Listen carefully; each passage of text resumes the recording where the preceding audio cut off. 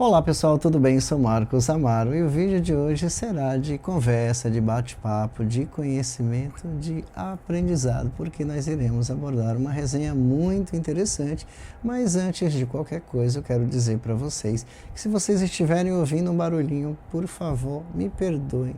Não dá para gravar vídeos hoje sem esta ventilação gostosa do nosso umidificador, porque aqui em São Paulo está muito quente.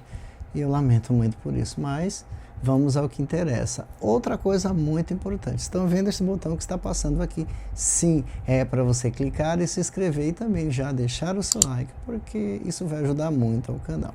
Meus queridos, a nossa resenha de hoje é de um livro muito interessante, nós vamos precisar aí de muita concentração.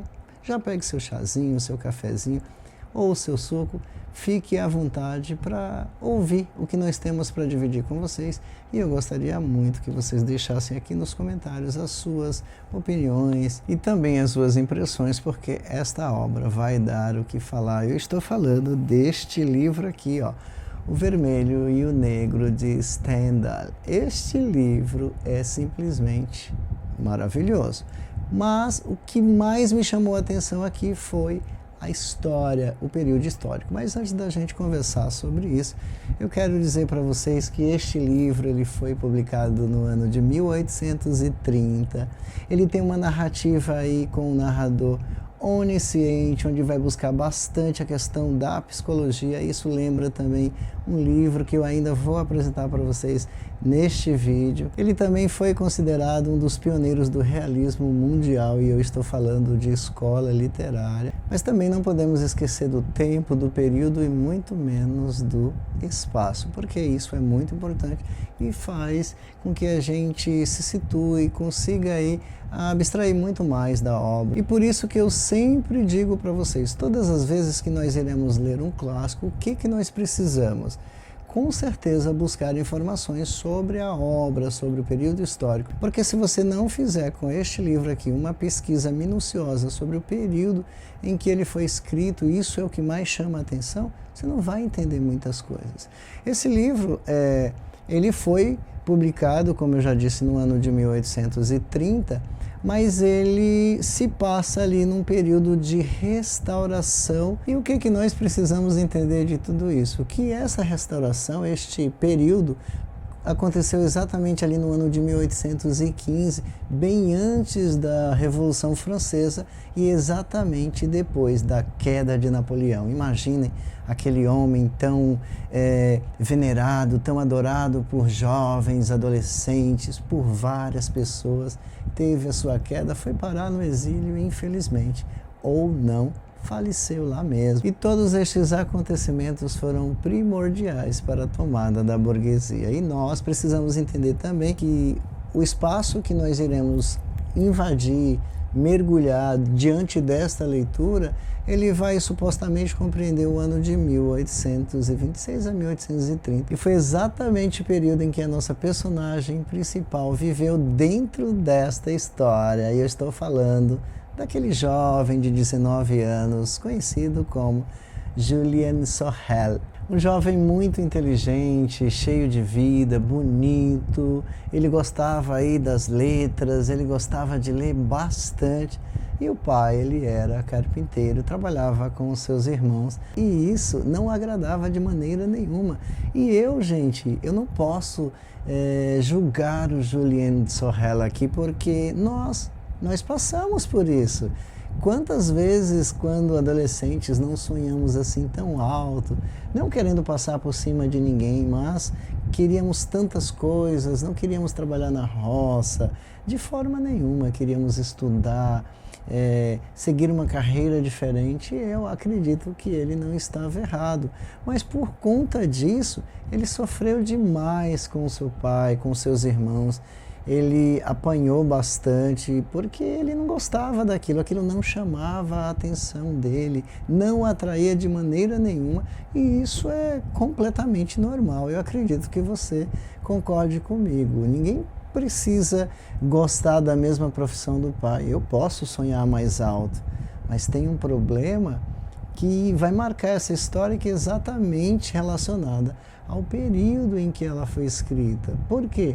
Porque havia a questão do poder, da nobreza, do clero, e o clero está aqui dentro de uma maneira muito marcante. E no caso da nossa personagem só havia duas opções: ou ele seguiria o clero ou ele seguiria o exército. E o cura, percebendo essa vontade do Sorrel de crescer, de ambicionar um mundo diferente, fez uma proposta para o pai dele, dizendo que o prefeito da cidade queria, ou melhor, estava precisando de um preceptor para cuidar dos filhos dele, para ajudar com as lições de casa, porque os meninos já estavam saindo do controle, e isso seria muito interessante. Mas além disso, havia algo muito particular em relação ao senhor de Rênal, porque ele tinha ali um certo rival dentro da cidade que se chamava Senhor Valenod, e este senhor não tinha um preceptor para cuidar dos filhos dele. Então o senhor de Rênal falou: puxa vida, ele não tem,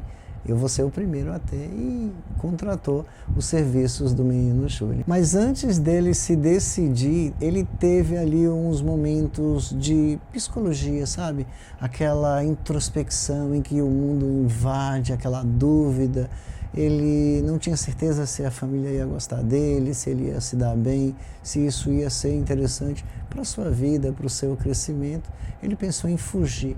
Em algum momento dentro dessa história, neste instante, ele pensou em fugir e procurar o exército, porque o sonho dele era seguir os mesmos caminhos do nosso tão adorado por todos, né? Não meu, mas de muitas outras pessoas, o Napoleão Bonaparte. Mas no final de tudo ele acabou aceitando e foi morar com a família Rênal.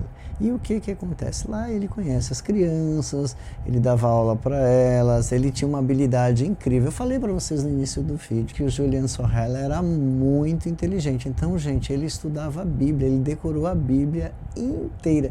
Então, essa habilidade dele chamava muito atenção e deixava assim as pessoas com uma dorzinha de cotovelo.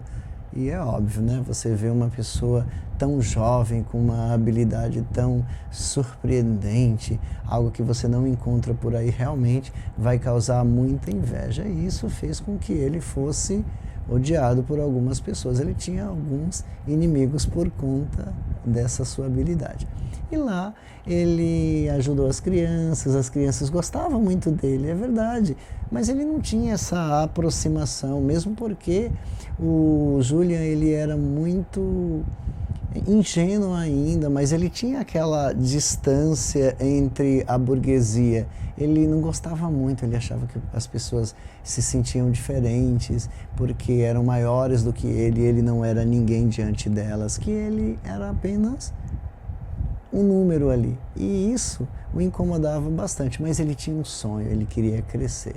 Só que durante essa relação, muitas coisas foram acontecendo.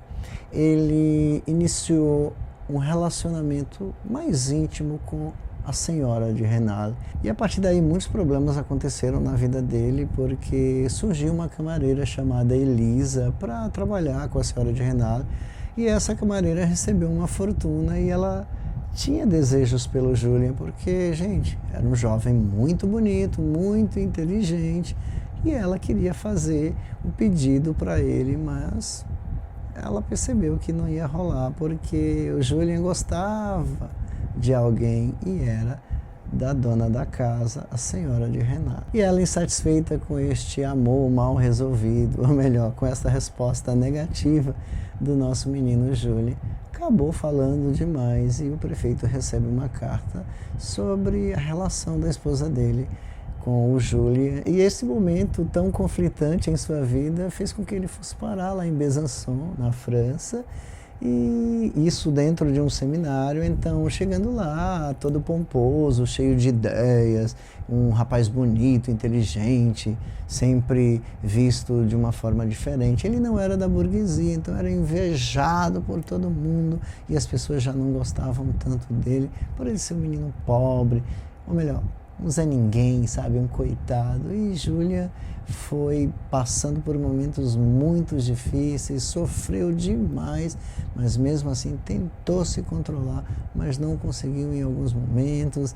Ele queria muito crescer, mas não deu certo lá, as coisas não estavam funcionando. E ele vai ter ajuda de quem, gente? Ajuda de um abade. E por incrível que pareça, nós sabemos que o Júlia não era um apaixonado pela igreja, ele estava ali por interesse. Totalmente por interesse, ele queria crescer. E eu falei lá no início, só tinha duas opções, ou ir para o exército ou ele entrar para a igreja, e foi o caminho mais fácil para ele, ele estava seguindo esse caminho.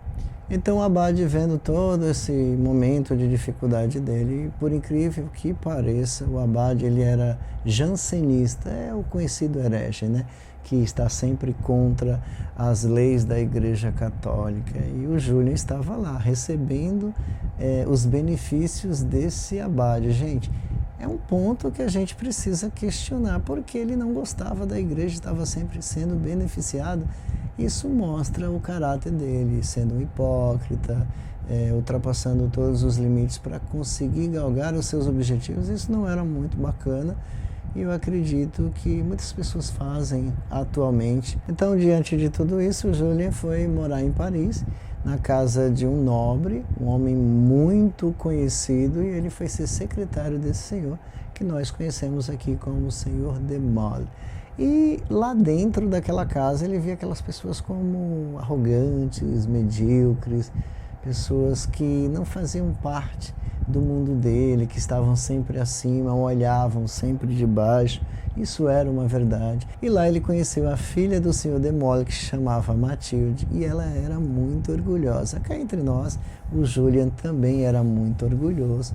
E, gente, eles se apaixonaram. Olha só que conflito nós vamos invadir nesta segunda etapa. Eles se apaixonaram, viveram um romance muito estranho. Sabe aqueles momentos em que você está vivendo que parecem que eles não acontecem de fato, parecem irreais, que estão acontecendo somente num sonho? Era o relacionamento deles. Ela, por ser orgulhosa, se achando sempre superior, e ela deixava bem claro para o Julien que ele não era ninguém, ele tinha uma personalidade, ele poderia crescer, ficar muito rico, mas ele nunca seria da nobreza, então ele seria sempre um plebeu. E que mesmo que ele crescesse muito e chegasse a se tornar um Napoleão Bonaparte, vamos imaginar assim, ele sempre seria o Julien, que saiu lá da cidadezinha, muito pobre, provinciano, e não faria parte da nobreza de maneira alguma. Só que ela se apaixona por ele, mas é uma relação muito confusa. Sabe quando você quer e você não quer? E isso me irritou bastante. Ela queria muito o Julien e ele achava que ela estava usando ele, e depois era o contrário, e quando ele não queria mais ela ficava chateada, queria entender por que ele não estava mais querendo falar com ela, e uma coisa muito confusa. Meu Deus, não entendi essa relação, mas no fim ele acaba tendo uma intimidade muito mais profunda, ela engravida, e a partir daí o conflito vai nascer. Meu Deus do céu, um plebeu, um provinciano engravidando uma moça da nobreza, sabe? É muito difícil de entender isso. Imagina como ficaria o pai desta jovem. E a partir daí, a vida do nosso menino se transformou no inferno. Eu não quero adiantar mais nada, porque senão eu vou estragar a história, vou dar spoiler aqui. Eu não quero dar spoiler de maneira alguma. Você precisa ler esse livro. Aqui dentro nós vamos encontrar uma psicologia incrível. Eu posso dizer para vocês que o Julien de Sorel é uma personagem real, e por isso o livro ele trabalha bastante o realismo, a questão do psicológico. Ele é tão humano que você vive os pensamentos dele durante a leitura. É muito interessante como o Stendhal conseguiu fazer com que a gente imaginasse isso durante a leitura. E agora eu vou falar para vocês algo que é muito marcante e nós precisamos saber, porque conhecimento é tudo, gente. Stendhal é o pseudônimo de Henri Bell. Ele também era de origem humilde, não era da nobreza de maneira alguma, que nem a nossa personagem principal. Ele lutou pelo exército de Napoleão na Alemanha, na Rússia e na Itália, e passou o resto de sua vida, ou melhor, a maior parte dela lá na França como cônsul. Gente, isso é muito interessante porque faz com que a gente compreenda ainda mais essa história. Tem muito deste escritor em Julian. E eu quero dizer para vocês também que esta obra, sendo do realismo, ela me leva a uma outra obra. O Julian, ele tinha aí 19 anos, mas eu vou mostrar um livro aqui para vocês que estou pegando agora, Crime e Castigo, do Fyodor Dostoiévski, que eu sou apaixonado. Este livro, gente, é do século XIX, ele também faz parte da escola literária realista. Nós temos aqui uma personagem que vai trabalhar demais a questão psicológica. Eu estou falando de Raskolnikov.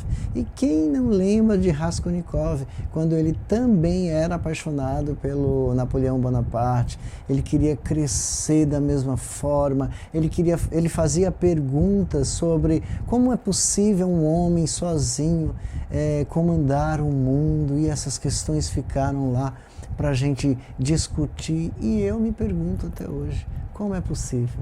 Vocês têm a resposta para esta pergunta? Eu não sei. Eu acredito que as pessoas também eram iguais a ele. Elas pensavam da mesma maneira. E por isso nós podemos confrontar esse período de restauração, Revolução Francesa, com a queda de Napoleão Bonaparte, sendo um dos mais marcantes da história, porque ele está em vários livros.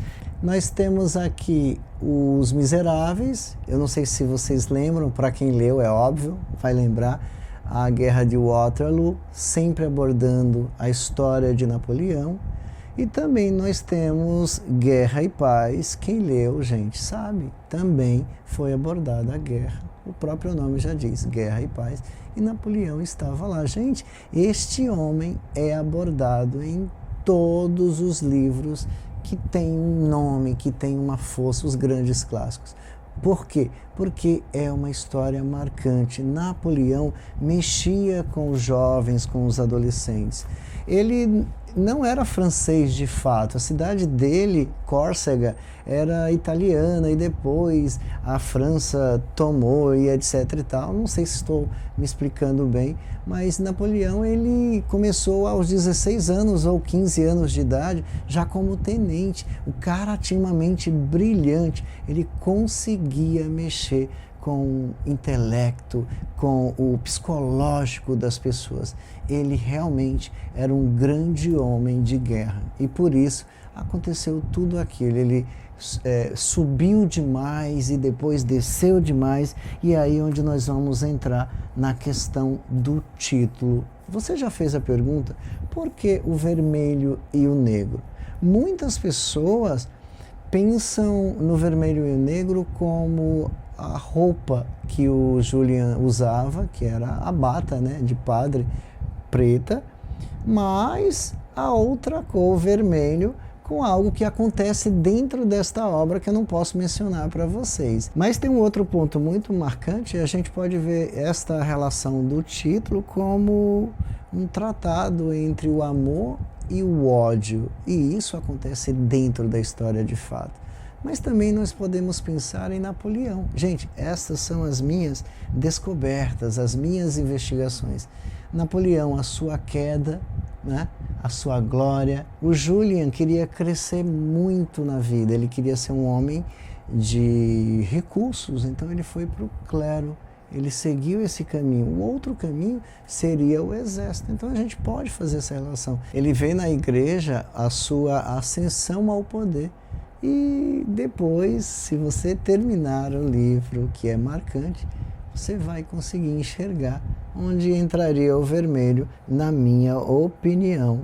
E eu espero que você compreenda isso. Então, meu querido, a gente ficaria o dia inteiro falando de o vermelho e o negro. O mais importante, nós abordamos o tempo, o espaço, nós falamos sobre o período histórico, que faz parte de uma leitura importante, nós falamos sobre a narrativa, e que o narrador está sempre invadindo a mente da personagem, e por isso nós conseguimos buscar muito mais informações e trazer para a nossa vida o que é real, e por isso esta obra está ligada à escola literária realista, e isso é muito marcante.